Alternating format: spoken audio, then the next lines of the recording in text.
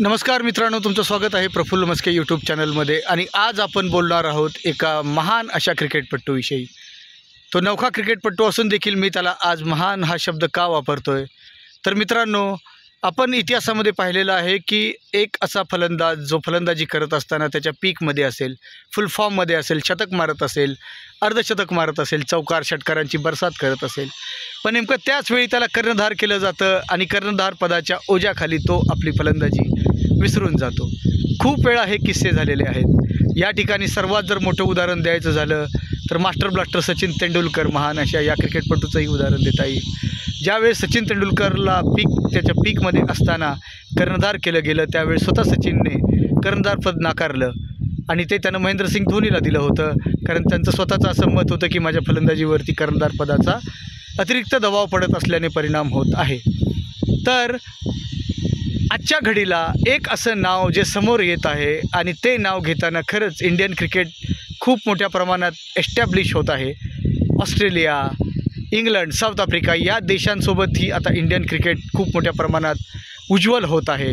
तर त्या क्रिकेटपटूचं नाव आणि त्या कर्णधाराचं नाव म्हणजे शुभमन गिल।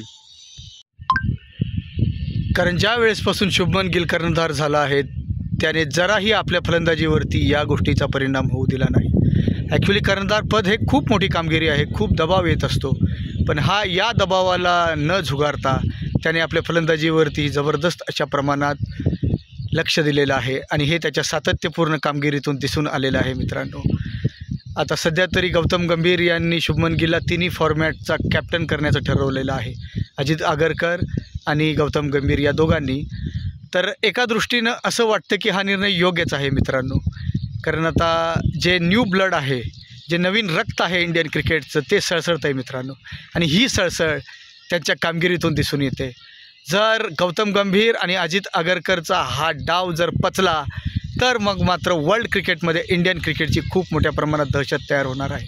ती दहशत अशी की जी दहशत रिकी पॉन्टिंग याने एकेकाळी तयार केलेली होती, कारण जेव्हापासून रिकी पॉन्टिंग कॅप्टन झाला होता ऑस्ट्रेलियन टीमचा, त्याची फलंदाजी एकदम डबल अशा रीतीने आक्रमक झाली होती। तो जर 50 मारत असेल तर शतक मारत होता आणि शतक मारत असेल तर द्विशतक मारत होता कर्णधार झाल्यानंतर। शुभमन गिलची सर्वात जमेची बाजू म्हणजे त्याच्या भात्यामध्ये असणारे खूप सारे शॉट्स जे एका महान फलंदाजाकडे असतात, जे सचिन तेंडुलकरकडे होते, रिकी पॉन्टिंगकडे होते किंवा अशा प्रकारच्या महान फलंदाजांकडे होते।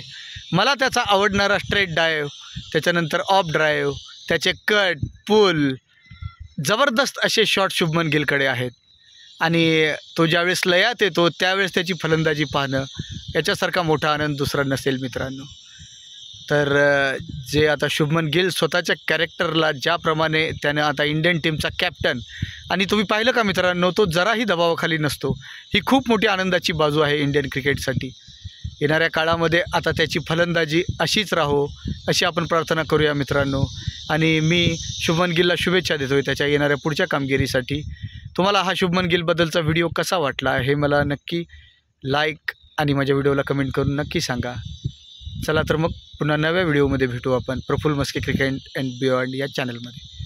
धन्यवाद, गुड बाय।